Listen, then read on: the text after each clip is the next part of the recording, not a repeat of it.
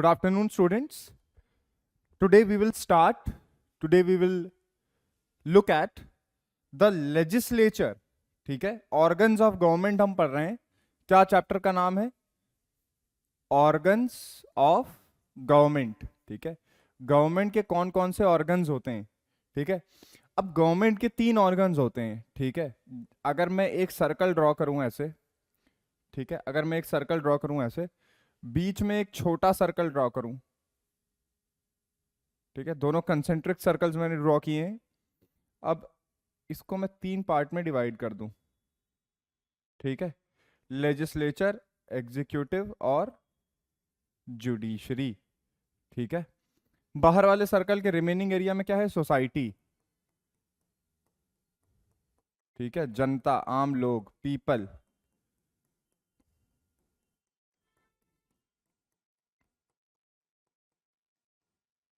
ठीक है, इस डायग्राम को ध्यान से देखिए. लेजिस्लेचर, एग्जीक्यूटिव और जुडिशरी. जो पहला चीज हम चालू करने जा रहे हैं आज, उसे कहते हैं लेजिस्लेचर. और लॉजिकली भी ये चीज सेंस बनाएगी. क्यों बनाएगी सेंस? क्योंकि देखिए 3 ऑर्गन्स होते हैं गवर्नमेंट के, लेजिस्लेचर, एग्जीक्यूटिव और जुडिशरी. लेजिस्लेचर का काम होता है लॉ बनाना, that is making laws. Executive का काम होता है to apply the laws. And judiciary का काम होता है to arbit, to give justice. ठीक है, लॉज के थ्रू जस्टिस देना और कॉन्स्टिट्यूशन के साथ कंप्लायंस चेक करना. ठीक है, तो लॉजिकली देखिए तो सबसे पहले तो लॉ बनाएंगे ना. लॉ बनाने के बाद उस लॉ को एनफोर्स करेंगे एग्जीक्यूटिव के थ्रू. एग्जीक्यूटिव और एनफोर्स दोनों ई से चालू होते हैं, इसलिए ऐसे याद रखिए. लेजिस्लेशन मतलब पहले लॉ बनाना, एग्जीक्यूटिव मतलब लॉ को अप्लाई करना, और जुडिशरी मतलब लॉ के एप्लीकेशन को चेक करना. ठीक है, कि क्या सही हुआ है, क्या जस्टिस दिया गया है, क्या लॉ यही इंटेंड करता था जैसा कि उसे अप्लाई किया गया है, ये सब बातें. ठीक है, अब सबसे पहले functions of government begin by law making. ठीक है, सबसे पहली लाइन मेरे नोट्स की देखिए. जो फंक्शन ऑफ गवर्नमेंट है, they begin by law making. ठीक है, legislature enjoys primacy over other branches of the government. Generally ये देखा जाता है कि जो बाकी 2 ब्रांचेस हैं गवर्नमेंट की, लेजिस्लेचर उनके ऊपर एक तरीके की प्राइमेसी एंजॉय करती है. ठीक है, जाहिर सी बात है, पहले लॉ बनेगा उसके बाद लॉ अप्लाई होगा, जैसा कि मैंने आपको बताया. इसीलिए अगला पॉइंट देखिए, लेग मीन्स लॉ. ठीक है, लेग ये जो टर्म है इसका मतलब होता है लॉ. एंड लेचर, ठीक है, लेचर मींस प्लेस. ठीक है, देयरफॉर लेजिस्लेचर का क्या मतलब हुआ? A place where laws are made. Leg मतलब लॉ और लेचर मतलब प्लेस. तो a place where laws are made is known as the legislature. ठीक है, द फ्रेंच वर्ड पार्ले. ठीक है, पार्ले एक फ्रेंच वर्ड है. इसका क्या मतलब होता है? पार्ले एक फ्रेंच वर्ड है, इसका मतलब होता है टू टॉक और टू डिस्कस. ठीक है, टू टॉक और to discuss. Therefore parliament means a place where discussions and deliberations are held. यानी कि पार्लियामेंट वो जगह है जहां पर डिस्कशन और डेलिब्रेशन होते हैं. और जाहिर सी बात है, आपने लोकसभा का अगर देखी होगी कभी, अपने यहाँ का लेजिस्लेचर है वो, उसमें डिस्कशन और डिबेट ही तो होते हैं लॉज के ऊपर. ठीक है, आप किसी भी कंट्री के लेजिस्लेचर को देख लीजिए, वहां पे लॉज ही तो डिस्कस किए जाते हैं. नया बिल इंट्रोड्यूस होता है लॉ बनाने के लिए, उस लॉ के ऊपर डिस्कशंस होते हैं. ठीक है, फंक्शंस ऑफ लेजिस्लेचर अब देखते हैं जरा. ठीक है, सबसे पहला आपको याद रखने की जरूरत ही नहीं है. सबसे पहला, ठीक है, आप क्या लिखेंगे अपने एग्जाम में? टू मेक लॉज, यानी कि लॉ मेकिंग. सबसे पहला क्या है? सबसे पहला क्या है? Law making. यही काम ही है, मेन काम यही है लेजिस्लेचर का. ठीक है, क्या? Law making. ठीक है, ट्रेडिशनली जो लॉज होते थे, एक ऐसा सिचुएशन इमेजिन करिए जिसमें आपकी कंट्री डेमोक्रेसी नहीं है. एक ऐसा सिचुएशन इमेजिन करिए जिसमें आपकी कंट्री किंग के द्वारा रूल की जा रही है. तो इसे एरिस्टोक्रेसी कहते हैं. एरिस्टोक्रेसी में लॉज कौन बनाता था? किंग बनाता था. फरमान एक शब्द यूज होता है, फरमान जारी किया गया है. फरमान क्या है? ऑर्डर ही तो है किंग का, और ऑर्डर किंग का क्या है? लॉ है. तो traditionally laws were derived by the orders of the king और फ्रॉम रिलीजियस स्क्रिप्चर्स. जैसे कुरान हम पढ़ते हैं, देखते हैं, कुरान में भी लॉज लिखे हुए हैं. तो अगर कोई कंट्री है जो थियोक्रेसी है, थियोक्रेसी, ठीक है, ऐसी जगह जो रिलीजियस हेड्स के द्वारा रन की जा रही हो, जैसे ईरान है एक एग्जांपल, वहां पे इस्लामिक रिपब्लिक ऑफ ईरान है वो, उसे रूल कौन करता है? जो हाईएस्ट रैंकिंग मुस्लिम क्लेरिक होता है, जो उसका एग्जैक्ट टर्म मैं भूल रहा हूँ ईरान में उसे क्या कहते हैं, ठीक है, वो रन करता है। आयतुल्ला, उसे आयतुल्ला कहते हैं ईरान में, ठीक है। तो वो रिलीजियस स्क्रिप्चर से डिराइव करके लॉ देता है, उसके अकॉर्डिंग चीजें चलती हैं। जैसे एक लॉ होता है कि औरतें अपना सर ढकेंगी पब्लिक में, ये रिलीजियस स्क्रिप्चर से डिराइव किया गया है। So laws were traditionally laws were derived from scriptures, kings और कस्टम्स एक्सेट्रा, ठीक है। लॉज मेड, ये बात याद रखिएगा, laws made by the legislature are called as statutes और एक्ट्स। जो लॉ पार्लियामेंट बनाती है, क्या बनाती है पार्लियामेंट? जैसे हमने देखा कि जीएसटी लागू हुआ, गुड्स एंड सर्विसेज टैक्स। हमने देखा कि अभी रिसेंट में टेलीकॉम बिल, टेलीकम्युनिकेशंस बिल, तो ये सब क्या है? ये सब एक्ट एक्ट बनने के पहले बिल आता है, ठीक है, पहले बिल आता है पार्लियामेंट में। अगर बिल पास हो जाए और प्रेसिडेंट की असेंट मिल जाए, यही बिल क्या बन जाता है? एक्ट। तो जो पार्लियामेंट जिन लॉज को बनाती है, उन लॉज के लिए दो शब्द हैं, एक है स्टैच्यूट कह सकते हैं आप। इसीलिए ऐसी बॉडी, ऐसी ऑर्गेनाइजेशन जिसे लॉ के थ्रू बनाया गया हो, किसी एक्ट के थ्रू बनाया गया हो, उसे क्या कहा जाता है? स्टैच्यूटरी बॉडी, ठीक है। जैसे एलआईसी है, एलआईसी बनाने के लिए एक्ट बनाया गया, ठीक है, एलआईसी एक्ट, तो वो एक स्टैच्यूटरी बॉडी है। तो कोई भी बॉडी जिसे लॉ के थ्रू बनाया जाता है, किसी एक्ट के थ्रू बनाया जाता है, उसे कहते हैं स्टैच्यूटरी बॉडी। क्योंकि एक्ट का दूसरा नाम क्या है? जो जो पार्लियामेंट लॉ बनाती है उसे क्या भी कहते हैं? स्टैच्यूट। अगला क्या है? डेलिबरेटिव फंक्शन, ठीक है, डेलिबरेट करना, ठीक है, डिस्कस करना मतलब, ठीक है। अब देखिए, एक पार्लियामेंट्री डेमोक्रेसी में जो रिप्रेजेंटेटिव होते हैं लोगों के, उनका ड्यूटी होता है कि वो लोगों के, जिन्होंने उनको वोट दिया है, आखिर जो रिप्रेजेंटेटिव है वो वहां तक कैसे पहुंचा, उसको लोगों ने वोट दिया है। लोगों ने वोट क्यों दिया है? क्योंकि लोग कुछ एक अपना ओपिनियन रखते थे, और वो ओपिनियन उस नेता के साथ मैच होता था, तो उस नेता को वोट दिया गया है। क्यों? ताकि वो उन ओपिनियंस पे रिफ्लेक्ट कर पाए, उन ओपिनियंस को लागू कर पाए। तो जो दूसरा पॉइंट है यहाँ पर, दूसरा पॉइंट क्या है? Deliberative function.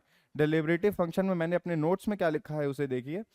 लिखा हुआ है, legislature reflects the public opinion over various issues. जाहिर सी बात है, ठीक है, जो पब्लिक चाहती होगी वैसा ही लॉ बनाना पड़ेगा, वरना अगले इलेक्शन में पब्लिक हरा देगी, ठीक है। तो the legislature reflects the public opinion over various issues. J S Mill ने कहा, कांग्रेस ऑफ ओपिनियंस, ठीक है, ओपिनियंस डिस्कस होते हैं ना, अलग अलग पॉइंट ऑफ व्यूज डिस्कस होते हैं ना, जो पब्लिक चाहती है डिस्कस हो। तो जे एस मिल ने क्या कहा, ये शब्द याद रखिएगा, कांग्रेस ऑफ ओपिनियंस, ठीक है।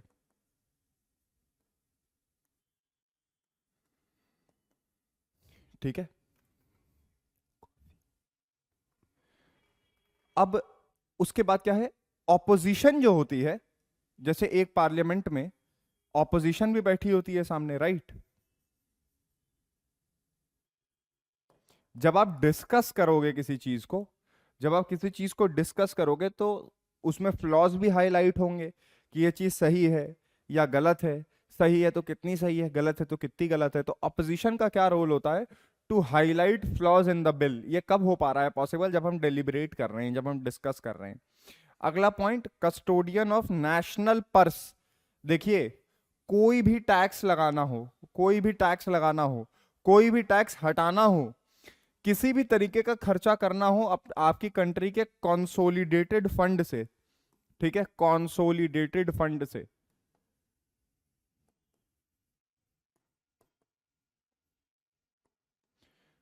मैंने क्या कहा?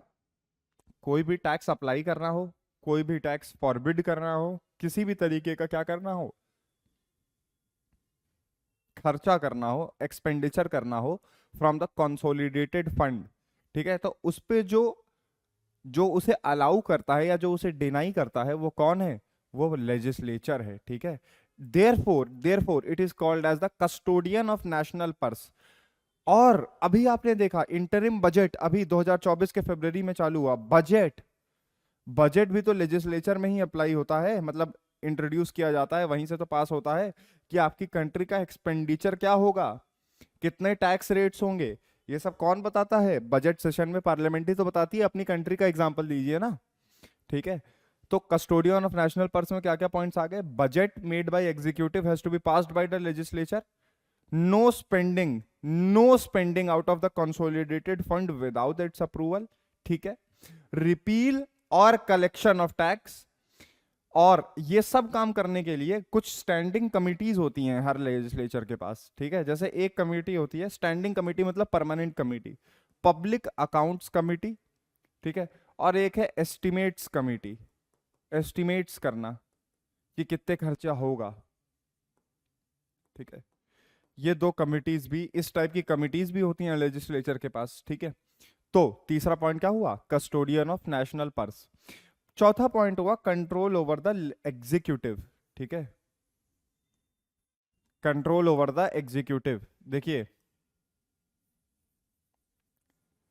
पहले तो इस बात को समझिए, हम एग्जीक्यूटिव वाले चैप्टर में इसे और अच्छे से समझेंगे। एग्जीक्यूटिव दो तरीके का होता है, एक परमानेंट एग्जीक्यूटिव, एक पॉलिटिकल एग्जीक्यूटिव। आपके प्राइम मिनिस्टर और कैबिनेट ऑफ मिनिस्टर्स में जितने भी लोग हैं, इंक्लूडिंग निर्मला सीतारमन, एस जयशंकर, ये सब लोग कैबिनेट मिनिस्टर हैं। All these people are political executive. तो सर परमानेंट एग्जीक्यूटिव क्या होता है? Permanent executive is your bureaucracy, IAS, IPS, PCS, ठीक है। तो तो कंट्रोल ओवर लेजिस्लेटिव का क्या मतलब होता है? Legislative control over parliamentary executive. Parliamentary executive collectively and individually responsible before the legislature. No confidence motion, rejecting policy और बजट, आस्किंग क्वेश्चंस। देखिए जब भी कोई लॉ बनाना होता है, कैबिनेट लॉ बिल की तरह इंट्रोड्यूस करती है। कहां इंट्रोड्यूस करती है? पार्लियामेंट में। पार्लियामेंट क्या है? लेजिस्लेचर है।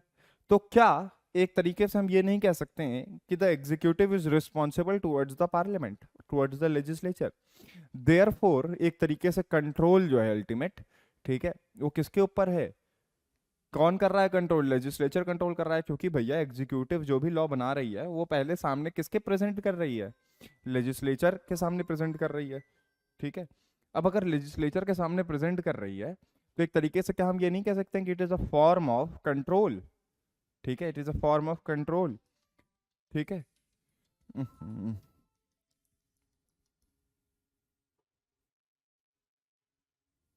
ठीक है। Parliamentary executive collectively and individually responsible, ये शब्द पकड़ लीजिए, इसे मत भूलिएगा, रिस्पॉन्सिबल बिफोर द लेजिस्लेचर। जो पार्लियामेंट्री एग्जीक्यूटिव है, जो पॉलिटिकल एग्जीक्यूटिव है, it is collectively responsible towards the before the legislature. अगर लेजिस्लेचर में लोग अभी वाले पॉलिटिकल एग्जीक्यूटिव से डिसएग्री करते हैं तो नो कॉन्फिडेंस मोशन चला सकते हैं। नो कॉन्फिडेंस मोशन अगर चला तो उस समय की जो गवर्नमेंट है, उस समय के जो लोग कैबिनेट में हैं, उस समय जो लोग गवर्नमेंट रन कर रहे हैं वो हटा दिए जाते हैं। तो एक तरीके का चेक तो ये भी है, ठीक है। अगला क्या है? रिजेक्टिंग पॉलिसी और बजट, ठीक है। रिजेक्ट किए जा सकते हैं पॉलिसी या बजट।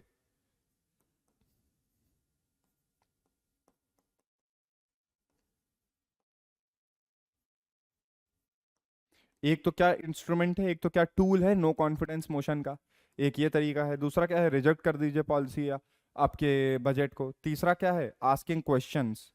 क्वेश्चंस फ्रेम करके ऑपोजिशन किससे पूछ सकती है? पार्लियामेंट्री एग्जीक्यूटिव से, ठीक है, कि आपने ये जो लॉ बनाया है ये क्यों बनाया है, इससे क्या एग्जैक्ट फायदा होगा, ठीक है। दूसरा है legislative control over presidential executive, ठीक है। Special investigating agencies which are very powerful can demand reports from the department.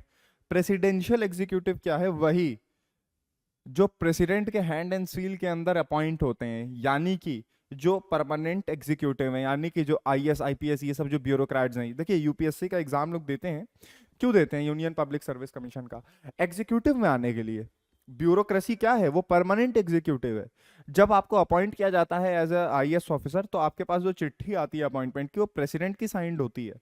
तो because you are presidential executive, you are under him, not the prime minister. ठीक है, आपको prime minister नहीं appoint कर रहा है, प्रेसिडेंट अपॉइंट कर रहा है परमानेंट एग्जीक्यूटिव को। तो स्पेशल इन्वेस्टिगेटिव एजेंसीज बना सकता है लेजिस्लेचर, जो कि क्या करेंगी, जो कि चेक करेंगी बजट, जो कि चेक करेंगी किसको, डिमांड करेंगी डिपार्टमेंट से, जो अलग अलग डिपार्टमेंट होते हैं सरकार के, उससे डिमांड करेंगी किसके लिए, रिपोर्ट्स के लिए। ठीक है। अच्छा, अगला फंक्शन क्या है, अमेंडमेंट ऑफ द कॉन्स्टिट्यूशन। आपको मालूम है कॉन्स्टिट्यूशन जो होता है वो सुप्रीम लॉ होता है लैंड का। आपके भारत का जो संविधान है, या किसी भी पार्लियामेंट्री डेमोक्रेसी का जो संविधान है, जो कॉन्स्टिट्यूशन है, it can be termed as the, it is termed as the supreme law of the land. ठीक है, supreme law of the land. और उसे अमेंड करने की पावर किसकी है? उसे अमेंड करने की पावर केवल और केवल पार्लियामेंट की है। इंडिया में कॉन्स्टिट्यूशन में आर्टिकल है, आर्टिकल 368। आर्टिकल 368, आर्टिकल 368 हमें प्रोवाइड करता है कि क्या प्रोसीजर होगा पार्लियामेंट जिसे अडॉप्ट करेगी कॉन्स्टिट्यूशन को अमेंड करने के लिए। तो इसमें तीन है, कई बार बता चुका हूं, स्पेशल, सिंपल और स्पेशल प्लस स्टेट रेटिफिकेशन। ठीक है, ठीक है। और उधर यूएस में भी अगर कॉन्स्टिट्यूशन अमेंड करना है तो सेनेट और हाउस ऑफ रिप्रेजेंटेटिव्स के पास पावर है कि वो 2/3 मेजोरिटी से अमेंड कर सकते हैं कॉन्स्टिट्यूशन को। तो एक बहुत बड़ा रोल है ये, इसे हल्के में मत लीजिएगा, अमेंडमेंट ऑफ द कॉन्स्टिट्यूशन। ठीक है, ये भी काम किसका है? ये भी काम लेजिस्लेचर का है। ठीक है।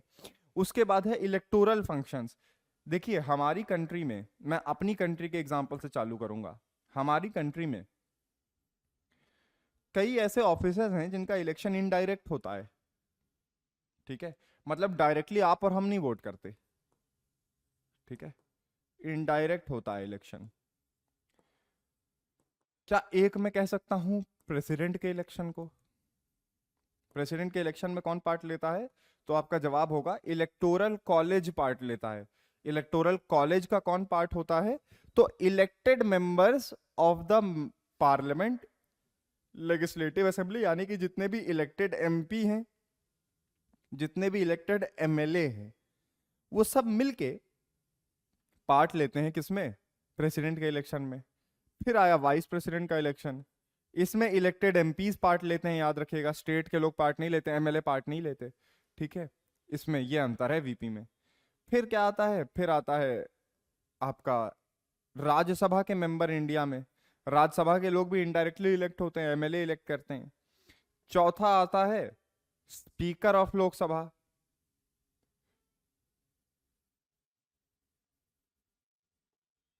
Speaker of Lok Sabha is elected from amongst the members. ठीक है, जो लोग मेंबर हैं उन्हीं के द्वारा इलेक्ट होता है। ठीक है। अच्छा, उसके बाद क्या है? जुडिशियल फंक्शन है। ये था इलेक्टोरल फंक्शन। इलेक्टोरल फंक्शन क्यों है, आई होप समझ गए होंगे, क्योंकि इलेक्ट कर रहे हैं ना, the legislature also elect certain representatives, certain high constitutional office holders. ठीक है, सच एज द प्रेसिडेंट और द वाइस प्रेसिडेंट और द स्पीकर। ठीक है, उसके बाद आ जाइए, अमेंडमेंट भी हो गया, इलेक्टोरल फंक्शन भी हो गया, फिर आइए जुडिशियल फंक्शंस पे। अब मैंने आपको बताया कि एक ऑर्गन अलग है गवर्नमेंट का जिसको कहते हैं जुडिशरी। ठीक है, कायदे से तो उसका काम होना चाहिए जुडिशियल सारा, लेकिन देखिए इस बात को समझिए, कुछ ऐसे स्पेसिफिक जुडिशियल फंक्शन है। अच्छा, जुडिशियल फंक्शन का मतलब होता है to act like a court. ठीक है, जुडिशियल माइंड अप्लाई करना, कोर्ट की तरह काम करना। ठीक है, तो इम्पीचमेंट प्रोसीडिंग्स अगर हम देखते हैं, इम्पीचमेंट किसका किसका होता है? प्रेसिडेंट का होता है, और किसका होता है? जजेस का होता है। इम्पीचमेंट प्रेसिडेंट का भी होता है, इंडिया की बात कर रहा हूं, प्रेसिडेंट का होता है, जजेस का भी होता है। ठीक है, अब इम्पीचमेंट इन यूएस अगर देखें तो हाउस ऑफ रिप्रेजेंटेटिव्स जो है, ठीक है, हाउस ऑफ रिप्रेजेंटेटिव्स जो है वो चार्जेस को फ्रेम करता है। ठीक है, फ्रेम चार्ज करने का क्या मतलब है? कि आपके खिलाफ जो जो इल्जाम है वो हम कोडिफाई कर रहे हैं, वो हम लिख रहे हैं। आप चार्ज जिससे किए जाते हैं, यू आर चार्ज्ड, ठीक है। तो आप जिससे चार्ज किए जाते हैं हम उन्हें लिख रहे हैं, ठीक है। उनके ऊपर इन्वेस्टिगेशन होगा। तो फिर से बताइए, इम्पीचमेंट यूएस में जब होता है तो चार्ज कौन फ्रेम करता है? House of representative.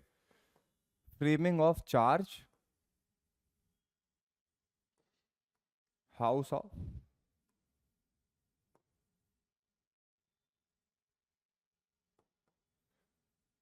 House of representatives, ठीक है। और उस चार्ज को जब फॉर्म कर दिया गया, ठीक है, जो सेनेट है, जो उनका दूसरा हाउस है, जो स्टेट्स को रिप्रेजेंट करता है, वो वो सिट करता है, सिट्स एज अ कोर्ट।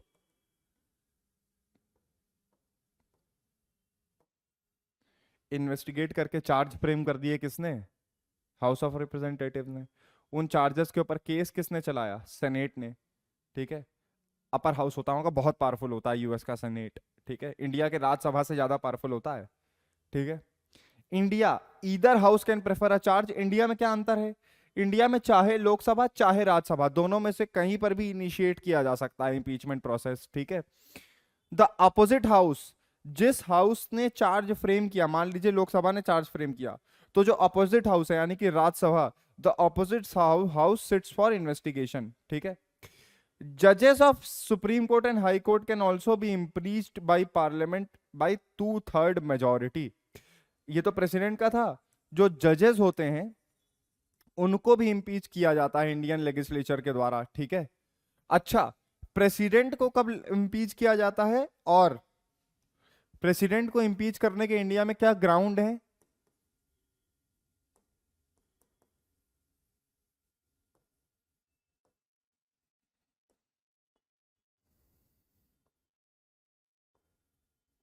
ठीक है, वायलेशन ऑफ द कॉन्स्टिट्यूशन,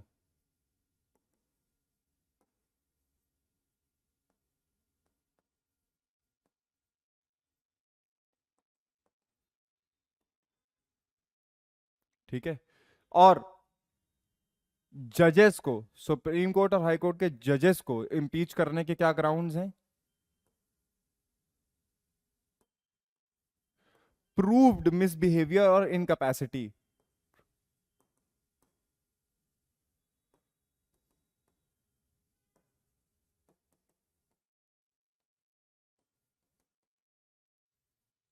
ठीक है। ये बात याद रखिएगा। उसके बाद क्या है? वेंटिलेशन ऑफ ग्रीवांसेस, ठीक है। वेंटिलेशन ऑफ ग्रीवांसेस, ठीक है। कोई ग्रीवांस है, ठीक है, किसी तरीके की कंप्लेंट है पब्लिक की, तो वो कंप्लेंट भी भेजी जा सकती है कहाँ? पार्लियामेंट में। अरे भैया, हम ही ने तो इलेक्ट किया है, हम ही ने तो इलेक्ट किया है, लोगों ने ही तो इलेक्ट किया है। तो अगर लोगों ने इलेक्ट किया है तो उनके पास ये पावर भी होनी चाहिए कि नहीं होनी चाहिए, कि वो बता पाए, वो अपना ग्रीवांस आपको बता पाए, ठीक है। अच्छा, कैसे होगा ग्रीवांस कैसे बताए जाएंगे? देखिए, ग्रीवांस ऐसे बताए जाएंगे कि कुछ कमेटी होती है, जैसे कमेटी ऑन पब्लिक पिटीशन, ठीक है। पब्लिक की जो पिटीशंस होंगी, जो कंप्लेंट्स होंगी, कमेटी ऑन पब्लिक पिटीशन, जो पब्लिक की पिटीशंस होंगी, उन उनकी एक कमेटी होती है, वो पहुंचाती है आपके कंसर्न।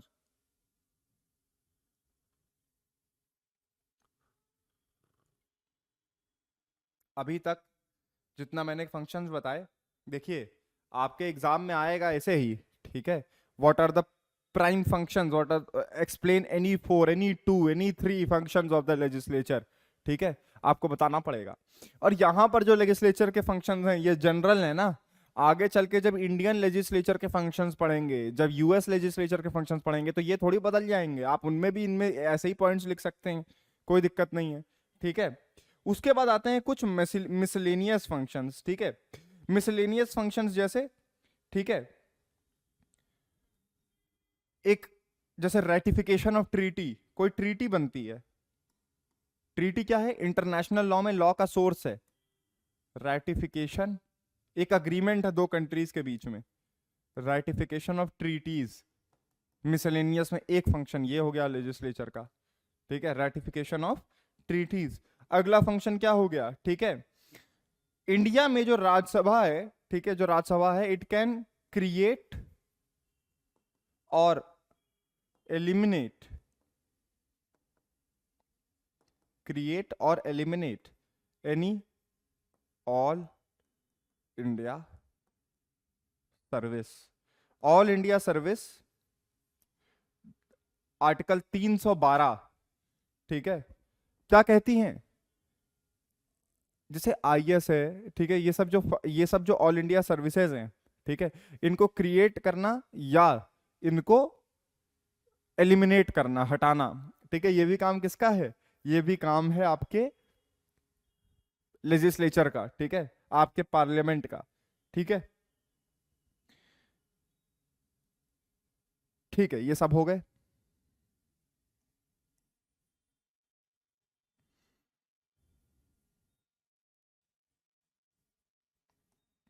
अब आइए अगले बड़े टॉपिक पे, क्या होता है बाईकैमरलिज्म और क्या होता है यूनिकैमरलिज्म। ठीक है, बहुत सिंपल सी बात है। बाई मतलब दो, यूनी मतलब एक, ठीक है। बाई कैमरल मतलब टू हाउसेस।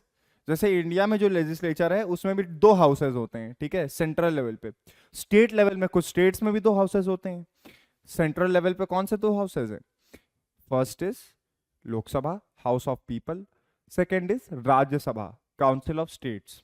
यूएस भी बाई कैमरल है, house of representatives like Lok Sabha, senate like Rajya Sabha, ठीक है।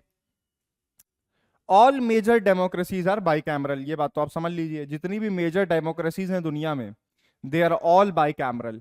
Look at the examples, the Indian Lok Sabha, House of People and Rajya Sabha, जैसा मैंने अभी बताया। US House of Representatives and Senate. UK House of Commons and House of Lords. अब House of Lords अगर कायदे से बात करें तो हमें इंडिया में राज्यसभा से कंपेयर करना चाहिए और यूएस में सेनेट से कंपेयर करना चाहिए। बट ये बहुत वीक होता है इन दोनों के कंपैरिजन में, हाउस ऑफ लॉर्ड्स, क्योंकि ये हेरिडिटरी और नॉमिनेटेड होता है। एक बात याद रखिएगा, हाउस ऑफ लॉर्ड्स के जो मेंबर होते हैं वो इलेक्शन से नहीं आते हैं, उनको नॉमिनेट किया जाता है। और हेरिडिटरी होते हैं कि मेरे पिताजी भी हाउस ऑफ लॉर्ड्स में थे तो मैं भी रहूंगा, ऐसा होता है सिस्टम, ठीक है। बहुत वीक होता है इसीलिए। फ्रांस में उसी तरह नेशनल असेंबली और सेनेट, ठीक है। अब जरा कुछ आर्ग्यूमेंट्स देखते हैं इन फेवर ऑफ बाईकैमरलिज्म, ठीक है। Second chamber acts as a safeguard against the despotism of the single chamber। मान लीजिए एक ही चेंबर होता, बाईकैमरल ना होते, लॉ उसी को बनाना है, क्या ऐसा पॉसिबल है कि वो थोड़ा डेस्पोटिक हो जाता, थोड़ा सा पावर्स का मिसयूज करने लगता, अपने हिसाब से लॉ बनाने लगता? तो क्या एक तरीके का चेक नहीं है, एक तरीके का बैलेंस नहीं है, एक तरीके का सेफगार्ड नहीं है कि हमारे पास दो हाउस हैं, अगर एक थोड़ा सा डेस्पोटिक काम करेगा तो दूसरा उसको चेक कर देगा, ठीक है, दूसरा उसे चेक कर देगा। अगला, second chamber prevents hasty legislation. Hasty मतलब जल्दबाजी में, ठीक है। तो अगर जल्दबाजी में कोई लेजिस्लेशन पास करना होता है तो उससे नुकसान होते हैं। Y? because a legislation is about to impact hundreds upon millions of people। आप एक जो लॉ बनाओगे पार्लियामेंट में, it is going to affect many many people. Therefore the process of law making should be very very thorough, ठीक है। The process of law making should be very thorough. A lot of deliberations need to take place, a lot of discussions need to take place in order to eliminate any shortcomings, any fallouts, any possible problems that might arise due to that law, ठीक है। Therefore, the second chamber prevents hasty legislation, ठीक है, जल्दबाजी से किया गया legislation रुकता है, ठीक है। Acts as a revising chamber, ठीक है, ये इसी पॉइंट से रिलेटेड है। रिवाइज करता है, आपने भेजा वहां से, जैसे लोकसभा में कोई बिल इंट्रोड्यूस हुआ, राज्यसभा में पहुंचा, now Rajya Sabha will again look at the law, Rajya Sabha will now discuss the law. और अगर फर्स्ट चेंबर में कोई ऐसी प्रॉब्लम थी जो नहीं डिस्कस हो पाई थी, लोगों के ध्यान में नहीं आई थी, रिवीजन के समय वो चीज आ जाएगी ध्यान में, ठीक है, राज्यसभा में या दूसरे हाउस में। Lessons the burden of the first house, पहले हाउस का बर्डन कम करता है, ठीक है, क्योंकि भैया दोनों में से कोई भी लॉ बना सकता है। हाँ, दोनों में इक्वल पावर नहीं होती है, अभी हम देखेंगे आगे जब देखेंगे, लेकिन दोनों में से कोई भी लॉ बना सकता है, तो it kind of lessons the burden, ठीक है, पहले वाले से बर्डन थोड़ा सा कम होता है। क्योंकि अगर केवल लॉ बनाने का काम एक ही हाउस पे होता तो क्या हम ये इमेजिन नहीं कर पा रहे हैं कि उसके ऊपर ज्यादा बर्डन होता। ठीक है, अगला, to houses better represent public opinion. ठीक है, एक हाउस पब्लिक ओपिनियन रिप्रेजेंट तो करता है, बट अगर दो कर देंगे तो it will be much better. ठीक है, ज्यादा लोग रिप्रेजेंट हो पाएंगे। ठीक है भैया, आखिर जो रिप्रेजेंटेटिव होता है, after all he is representing a set number of people, ये बात समझिए। कॉन्स्टिट्युएंसी में इलेक्शन होता है, उस कॉन्स्टिट्युएंसी के लोग एक लीडर को चूज करके भेजते हैं। ठीक है, अब अगर दो हाउसेस होंगे तो ज्यादा नंबर ऑफ पीपल के रिप्रेजेंटेटिव्स आ पाएंगे। ठीक है, तो it actually better represents public opinion. ठीक है, अगला, essential for giving representation to special interest. ठीक है, अब जैसे हमने एक चीज पढ़ी थी अपने फ्रेंचाइज वाले चैप्टर में कि एक तरीके का रिप्रेजेंटेशन होता है जिसे कहा जाता है फंक्शनल रिप्रेजेंटेशन। ठीक है, फंक्शनल रिप्रेजेंटेशन, फंक्शनल रिप्रेजेंटेशन इस प्रिंसिपल पे आधारित है कि आपका जो प्रोफेशन है, आपका जो जॉब है, उसका रिप्रेजेंटेशन उसी के लोग कर पाएंगे। ठीक है, तो देखिए हमारे यहाँ एक स्पेशल प्रोविजन है तो कि राज्यसभा में the upper house can give representation via nomination to workers, women scientist etcetera. ठीक है, जो राज्यसभा होता है, आपको मालूम होना चाहिए, उसमें टोटल स्ट्रेंथ है 245 की, जिसमें से 233 लोग इलेक्ट होते हैं और 12 लोग नॉमिनेट होते हैं। कितने लोग नॉमिनेट होते हैं राज्यसभा में? 12 लोग।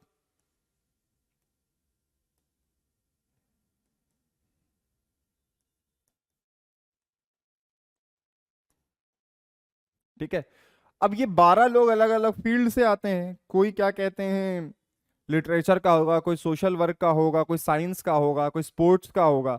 तो अगर ये लोग वहां पर बैठे हैं तो क्या उस पर्टिकुलर फील्ड का एक रिप्रेजेंटेशन नहीं हो रहा है? तो बिल्कुल स्पेशल इंटरेस्ट ही तो है ये, स्पेशल इंटरेस्ट को रिप्रेजेंट किया जा सकता है।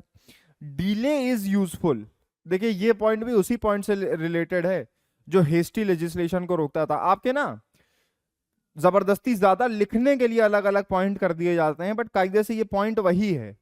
ठीक है, तो आपको डिले इज यूजफुल का क्या मतलब होता है? Interval helps in crystallisation of public opinion. जितना टाइम लगेगा लॉ बनाने में, पब्लिक ओपिनियन उतना सॉलिड बनेगा, क्रिस्टलाइज होगा, लोग देखेंगे डेलिब्रेशन डिस्कशन, उतना ज्यादा सोच पाएंगे, उतना ज्यादा कंफर्म हो पाएंगे किसी चीज पे। ठीक है, therefore interval helps in crystallisation. क्या ये पॉइंट और ये पॉइंट काफी सिमिलर नहीं है? Second chamber prevents hasty legislation की, जल्दबाजी में बनाया गया लॉ रोकता है। और ये पॉइंट है कि डिले इज यूजफुल, कि समय जो लगता है वो अच्छी बात है, यूजफुल होता है। तो दोनों पॉइंट को दो में बांट दीजिए, हो गए आपके पॉइंट्स। अगला,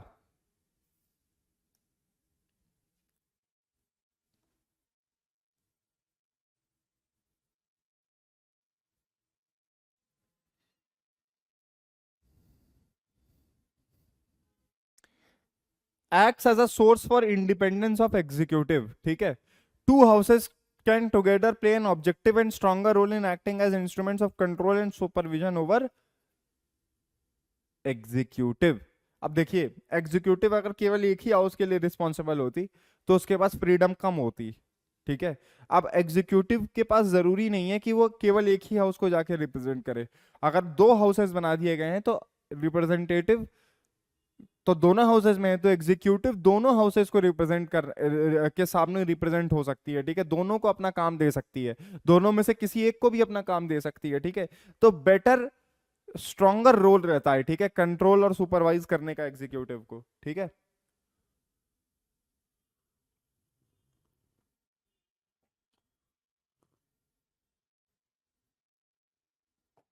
अगला पॉइंट, एसेंशियल फॉर फेडरलिज्म। ठीक है, देखिए फेडरलिज्म का क्या मतलब है? Division of power, division of power between one unit, एक तो central unit and its constituent parts. जैसे इंडिया में there is a union government and then there are state governments. US में there is a federal government and then there are state governments. 50 states हैं US में, India में 28 states हैं। दोनों country में states भी हैं, स्टेट्स की गवर्नमेंट भी है, पर एक सेंट्रल गवर्नमेंट भी है। यूएस में फेडरल गवर्नमेंट का ही है, यहाँ पे सेंट्रल गवर्नमेंट का ही है। ठीक है। तो क्या एक तरीके से जब देखिए लोकसभा क्या करती है, लोकसभा के लिए डायरेक्ट इलेक्शन होते हैं। लोकसभा का नाम ही क्या है, हाउस ऑफ पीपल।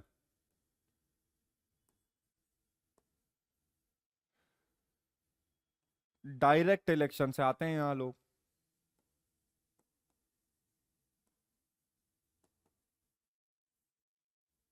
ठीक है। राज्यसभा क्या है,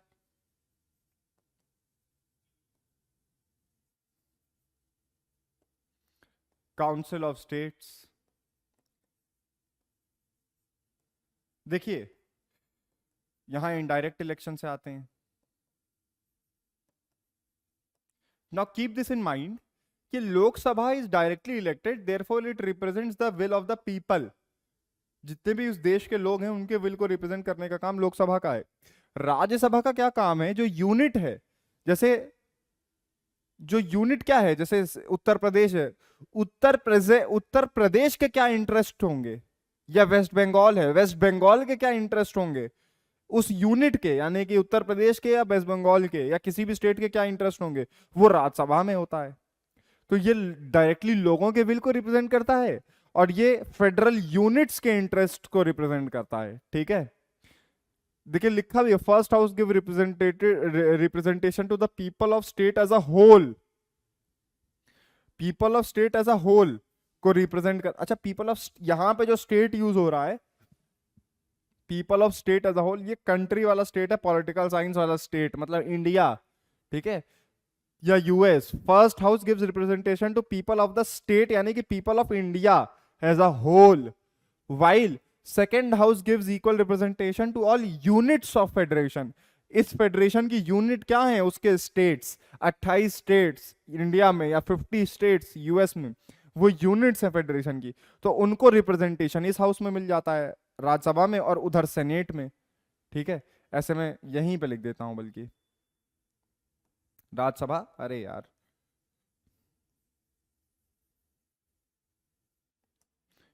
एलएस मतलब Lok Sabha slash house of representatives. ठीक है, और राज्यसभा स्लैश सेनेट। ठीक है, ये रिप्रेजेंट करता है पीपल एज अ होल।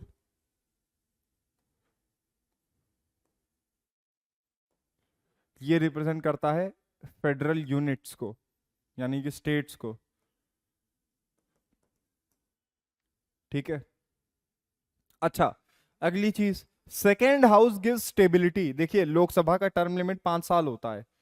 2014 में नरेंद्र मोदी गवर्नमेंट इलेक्ट हुई, 2019 में इलेक्ट हुई, अब 2024 में इलेक्ट होगी, हर 5-5 साल के लिए। बट देखिए ऐसा होता है कि जो लोकसभा होता है वो डिसॉल्व किया जा सकता है, it is a dissolvable house, it can be dissolve अगर नो कॉन्फिडेंस मोशन पास हो जाए, जैसा मैंने आपको स्टार्टिंग में बताया। तो जो अभी की गवर्नमेंट है वो गिर जाती है। ठीक है, तो गिर जाती है तो क्या होता है, फ्रेश इलेक्शंस डिक्लेयर किए जाते हैं, उनको मिड टर्म इलेक्शन कहा जाता है। 5 साल के पहले ही अगर सरकार गिर गई तो उन्हें क्या कहा जाता है, मिड टर्म इलेक्शन, उसके बाद जो इलेक्शन होते हैं। तो उस समय तक क्या कोई लेजिस्लेचर नहीं रहेगी कंट्री में। देखिए इसीलिए जो सेकंड वाला हाउस है ये अच्छा रोल प्ले करता है, क्योंकि Lok Sabha is for 5 years and can be dissolved, whereas Rajya Sabha is permanent and 6 years term, मतलब डिसॉल्व नहीं हो सकती राज्यसभा, और 6 साल का टर्म होता है। ठीक है, it's 1/3 members retire after every 2 years। ठीक है,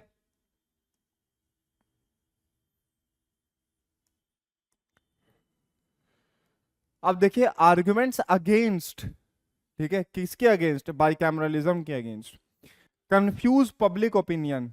ठीक है, जो वहां पर था उसका एक देखिए तरीका होता है रटने का भी पॉल साइंस में। अगर आपने तमीज से केवल एडवांटेजेस ही अगर रट लिए तो डिसएडवांटेज रटने ही की नहीं जरूरत पड़ेगी, हर एडवांटेज को उल्टा कर दीजिए। उधर क्या था, helps in crystallisation of public opinion, है ना, प्रिवेंट्स हेस्टी लेजिस्लेशन, यहां है कंफ्यूज कर दीजिए पब्लिक ओपिनियन। ठीक है, इट कंफ्यूजेस पब्लिक ओपिनियन। फिर क्या है, second chamber if agrees then superfluous and if disagrees mischievous. ये देखिए ये बड़ी अच्छी लाइन कही, ये बड़ी अच्छी बात कही। ठीक है, एक्चुअल बात क्या है, second chamber is either mischievous और सुपरफ्लुअस, यानी कि या तो खुराफाती है या तो सरफेस लेवल है, बहुत डेप्थ में नहीं है। क्यों?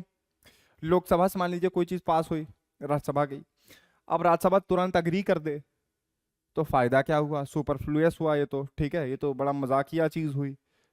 और अगर डिसअग्री ही करता रहे तब तो भैया मिस्चीवियस हो गया, वो चिढ़ा रहा है बार बार, ठीक है, टाइम खराब कर रहा है, टाइम ले रहा है, ठीक है। तो एबेसियस नाम के एक पॉलिटिकल थिंकर हुए फ्रांस के, ये उनकी लाइन थी, ठीक है, एबेसियस की ये लाइन थी क्या? कि second house if agrees it is superfluous, if disagrees it is mischievous, ठीक है। उसके बाद क्या है?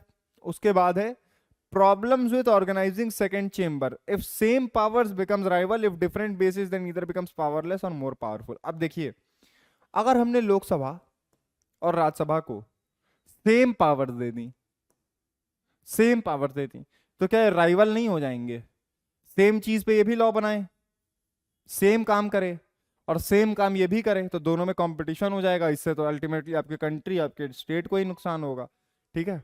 और अगर किसी को ज्यादा या किसी को कम पावर दे दें, किसी को ज्यादा या किसी को कम पावर दे दें,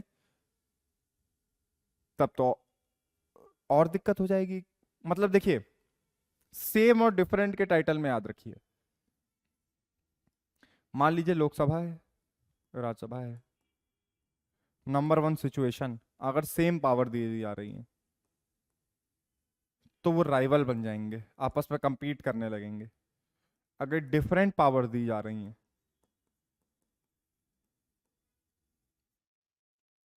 तो वो या तो क्या हो जाएंगे? वीकर हो जाएंगे, पावरलेस हो जाएगा दूसरा हाउस जिसको कम पावर दी गई है, या तो ज्यादा पावरफुल हो जाएगा, ठीक है, मोर पावरफुल हो जाएगा।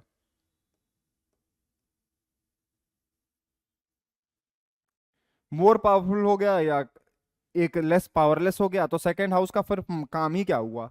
है ना, तो बैलेंस ट्राई करना होता है, ठीक है,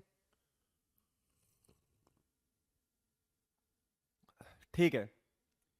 उसके बाद आइए, no law is passed in a hurry. मान लीजिए कोई इमरजेंसी है, ठीक है, इमरजेंसी क्या है? मतलब इमरजेंसी है तब तो इमरजेंसी ही डिक्लेयर हो जाएगी इंडिया में एटलीस्ट, लेकिन मान लीजिए कोई लॉ है जिसको जल्दी पास कराना है, क्योंकि ऐसी कंडीशन बन रही है कि वो लॉ जल्दी पास होना चाहिए, कोई कोई भी एग्जिजेंसी है, कोई कुछ भी है, कोई सिचुएशन है कि लॉ जल्दी पास कराना है। तो भैया अब अगर दो हाउसेज हैं आपके पास, ठीक है, if you have two houses, तो आपको मालूम है it prevents hasty legislation, therefore no law is passed in a hurry. अब देखिए, मजाकिया बात देखिए, यही बात हम डिसएडवांटेज में भी गिन, एडवांटेज में भी गिन रहे थे कि प्रिवेंट्स हेस्टी लेजिस्लेशन, यही बात हम डिसएडवांटेज में भी पढ़ रहे हैं कि no law is passed in a hurry. Same बात एडवांटेज भी है, सेम बात डिसएडवांटेज भी है। क्या? कि no law is passed in a hurry, that is it prevents hasty legislation, ठीक है। उसके बाद क्या है? डिले इन लेजिस्लेशन, ठीक है, टाइम लगता है, वही पॉइंट फिर से दोबारा, ठीक है, डिले होता है लेजिस्लेशन में, टाइम लगता है। उसके बाद revision of bill by second house is unnecessary and useless, ठीक है।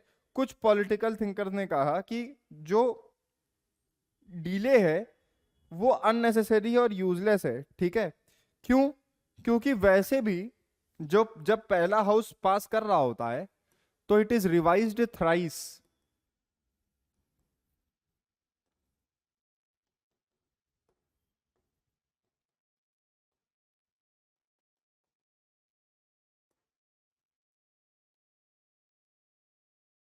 ठीक है, revised it thrice in the first house itself. जब लॉ पास हो रहा होता है तब पहले ही हाउस में उसको कई बार रिवाइज किया जा चुका होता है, तो सेकंड हाउस में रिवाइज होने का मतलब क्या है, ठीक है। और जो कमिटी सिस्टम होता है एक हाउस के पास, स्टैंडिंग कमिटीज होती हैं,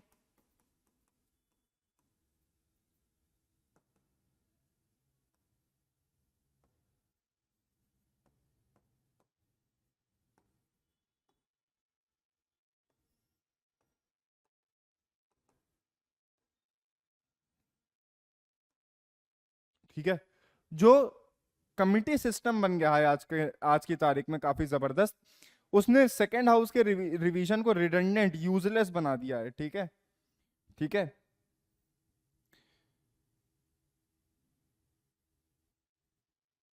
अच्छा, जो सेकंड हाउस में है उसमें डिस्कशन भी पार्टिकल पॉलिटिकल लाइंस के हिसाब से होता है।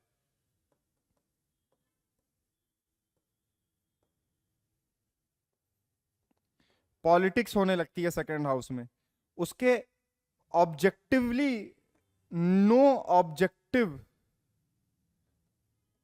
रिवीजन, जो रिवीजन है वो ऑब्जेक्टिव नहीं होता है, ठीक है, वो काफी वैसा हो जाता है, काफी बायस्ड। क्यों? क्योंकि पॉलिटिकल लाइंस के अक्रॉस डिस्कशन होने लगता है, ठीक है। Therefore therefore second chamber is not really in a revision of bill by second house is unnecessary and useless, ठीक है। उसके बाद क्या है?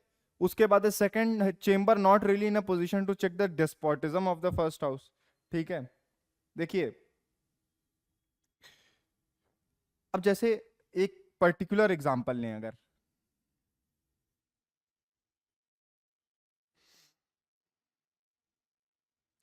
इंडिया में एक चीज होती है मनी बिल, टैक्स लगाना, अबॉलिश करना, या पैसे से रिलेटेड जितनी भी चीजें, मनी बिल कहते हैं उसे। जीएसटी भी मनी बिल था, सब मनी बिल ही होते हैं ज्यादातर, जितने भी पैसे से या एक्सपेंडिचर से रिलेटेड होते हैं।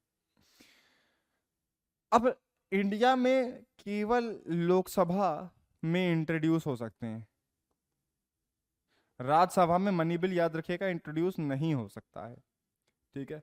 लोकसभा से वो बिल पास हो गया, राज्यसभा में गया, राज्यसभा मैक्सिमम 14 डेज तक डिले कर सकती है, 14 डेज तक डिस्कस कर सकती है। उसे लोकसभा की बात माननी ही पड़ेगी on the topic of money bill, ठीक है, ठीक है, 14 डेज तक ही डिले कर सकती है, ठीक है। देयरफॉर कहां चेक कर पा रही है डेस्पोटिज्म?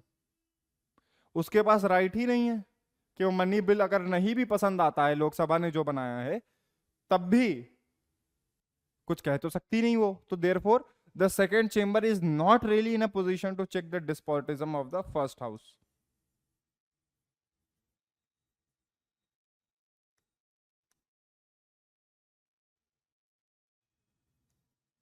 कुछ और आखिर के रेसिडुअरी पॉइंट्स देख लीजिए, ठीक है। Special interest can be represented in the first house.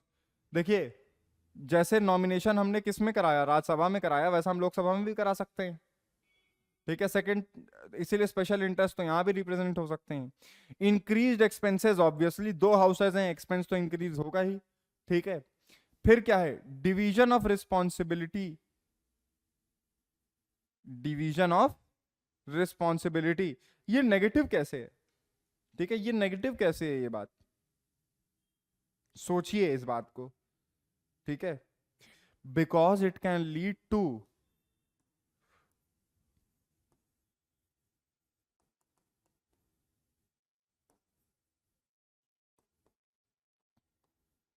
Destruction of responsibility.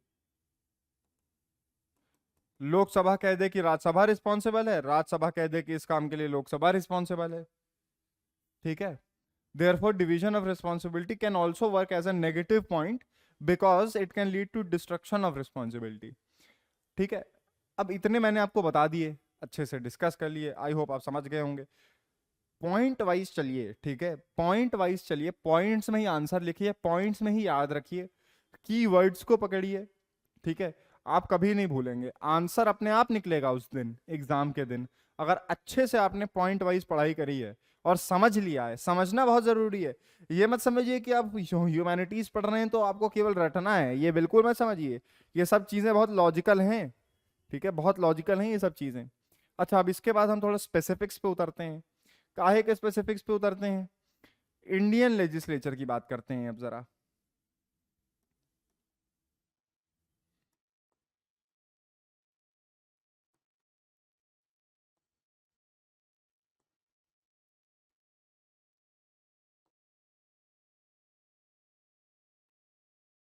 ठीक है, इंडियन लेजिस्लेचर, ठीक है। सबसे पहली बात, ये सॉवरेन नहीं है।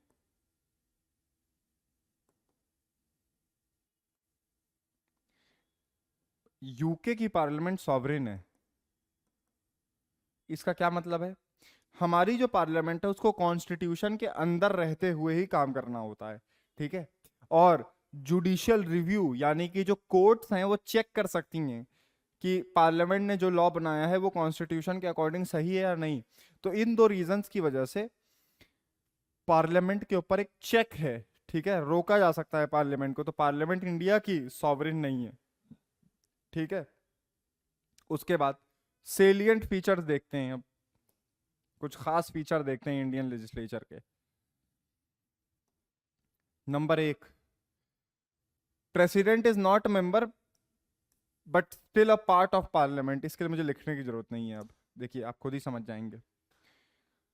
कोई भी बिल इंट्रोड्यूस होता है, किसी भी हाउस में इंट्रोड्यूस हो, अगर मनी बिल नहीं है तो उस हाउस से पास हो गया, डिस्कशंस के बाद अगले हाउस में गया, अगले हाउस में डिस्कस हुआ, वहां से भी पास हो गया, तो क्या बिल एक्ट बन गया? बिल्कुल नहीं। बिल अभी एक्ट नहीं बना है, बिल एक्ट तब बनेगा जब प्रेसिडेंट की उस पर असेंट हो जाए, ये बात मत भूलिएगा। Therefore president is not a member but still a part of the parliament, ठीक है। President is not a member but still a part of the parliament, ठीक है।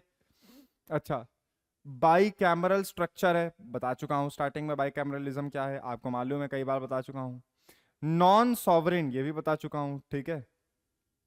अच्छा, एक और चीज, चूंकि हमारी पार्लियामेंट सॉवरेन नहीं है, इसका मतलब तो आप समझ गए कि वो कॉन्स्टिट्यूशन के अकॉर्डिंग वर्क करेगी। और क्या है, कोर्ट्स के पास पावर है उसके लॉज को, उसके बनाए हुए लॉज को स्ट्राइक डाउन करने का, ठीक है। जुडिशियल रिव्यू की पावर कहते हैं उसे, जब जुडिशरी के बारे में पढ़ेंगे तब समझेंगे।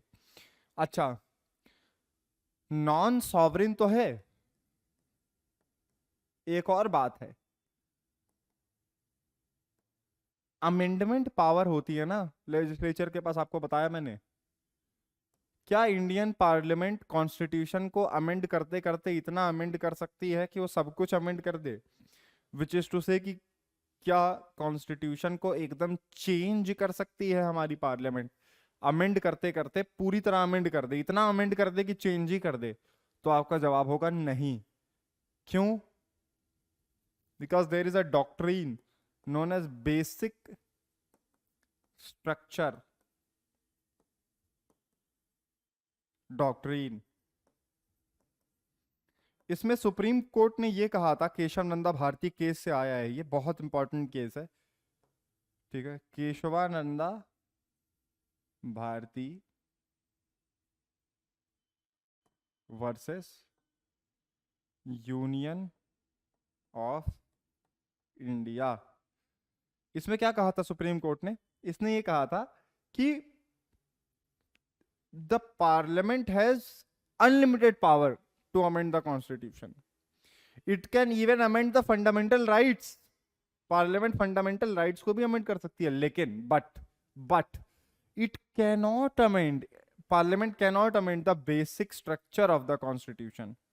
कॉन्स्टिट्यूशन का जो ढांचा है, जो बेसिक स्ट्रक्चर है, उसमें कोई अमेंडमेंट नहीं कर सकती है। कौन? आपकी पार्लियामेंट, आपकी लेजिस्लेचर, ठीक है।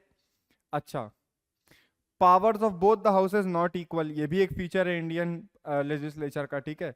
लोकसभा और राज्यसभा के पास इक्वल पावर नहीं है, ठीक है। इवन दो राज्यसभा को अपर हाउस कहते हैं, ज्यादा पावर लोकसभा के पास है इन प्रैक्टिस। चाहे आप मनी बिल की बात ले लीजिए, ठीक है, मनी बिल एक बहुत बड़ा एग्जाम्पल है, ठीक है। अच्छा, उसके बाद provision for some nominated members in both house, ठीक है। ये अब चेंज हो गई है बात, ठीक है, ये बात अब चेंज हो गई है। पहले क्या था कि जो लोकसभा है उसमें 545 की स्ट्रेंथ होती थी, 543 इलेक्ट होते थे, और 2 लोग नॉमिनेट होते थे एंग्लो इंडियन कम्युनिटी से, ठीक है, nominated from Anglo Indian community, मतलब ऐसे लोग जिनकी लीनियज कहीं ना कहीं ब्रिटिशर से आई है, ठीक है, जिनके पैट्री लीनियल यानी कि पापा वाली साइड में कोई ना कोई ब्रिटिशर था इंडिया का, ठीक है। 104th कॉन्स्टिट्यूशनल अमेंडमेंट से ये हटा दिया गया है। अब लोकसभा में नॉमिनेटेड मेंबर नहीं होते हैं, केवल इलेक्टेड होते हैं 543, ठीक है। राज्यसभा में 12 लोग नॉमिनेट होते हैं, वो बात अभी भी है, वो बात सही है। प्रोविजन फॉर सम नॉमिनेटेड, नहीं तो हट गया। Union parliament is a powerful legislature, ठीक है। जो यूनियन पार्लियामेंट है यानी कि लोकसभा राज्यसभा, वो बहुत पावरफुल लेजिस्लेचर है, ठीक है, स्टेट से ज्यादा पावरफुल है। क्योंकि देखिए, स्टेट लिस्ट है, कंकरेंट लिस्ट है, यूनियन लिस्ट है, स्टेट लिस्ट है और कंकरेंट लिस्ट है। जो यूनियन लिस्ट है उस पे केवल पार्लियामेंट लॉ बना सकती है यानी कि लोकसभा या राज्यसभा। जो स्टेट लिस्ट है उस पे स्टेट लॉ बना सकता है, लेकिन अगर राज्यसभा डिक्लेयर कर दे आर्टिकल 249 के अंदर नेशनल इंपॉर्टेंस में, तो तो स्टेट की लिस्ट में से भी किसी टॉपिक पे लॉ पार्लियामेंट यूनियन की बना सकती है, ये बात याद रखिएगा। तो ज्यादा पावरफुल यूनियन ही है, ठीक है। तो union parliament is a powerful legislature. Vice president, ठीक है, ex officio chairman of Rajya Sabha while speaker is chairman of Lok Sabha. Lok Sabha के चेयरमैन को क्या कहते हैं? जो चेयर करता है लोकसभा की मीटिंग को, अभी ओम बिरला हैं, उसको कहते हैं स्पीकर, ये इलेक्ट होता है। राज्यसभा का चेयरमैन कौन होता है? एक्स ऑफिशियो चेयरमैन, ठीक है, वाइस प्रेसिडेंट। वाइस प्रेसिडेंट का सबसे इंपॉर्टेंट काम ही है ये, और कोई काम नहीं है वाइस प्रेसिडेंट का इंडिया में, ठीक है।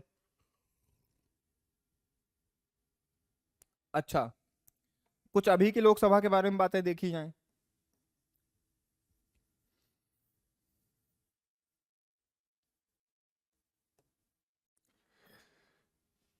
बता चुका हूँ 543 मेंबर्स।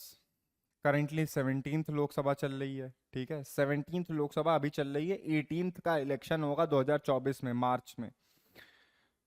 आउट ऑफ 543, देखिए ये भी एक बड़ा अच्छा डिसीजन है, ठीक है। 543 में से 131 रिजर्व्ड कॉन्स्टिट्युएंसी में से आते हैं, यानी कि एससीज और एसटीज के लिए जो जगह है रिजर्व की गई हैं, वहां से जो रिप्रेजेंटेटिव हो एससी या एसटी कम्युनिटी का ही इलेक्ट होगा, ठीक है।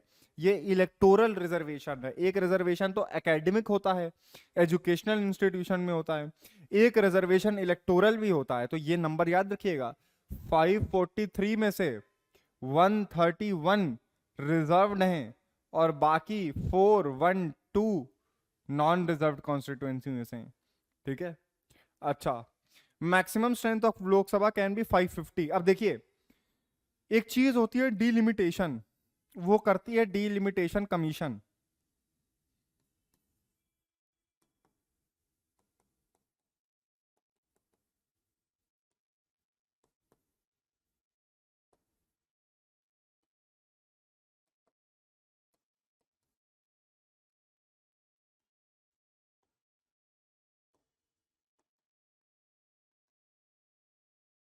डीलिमिटेशन का मतलब क्या होता है कि आपकी कंट्री को डिवाइड करना, कॉन्स्टिट्यूट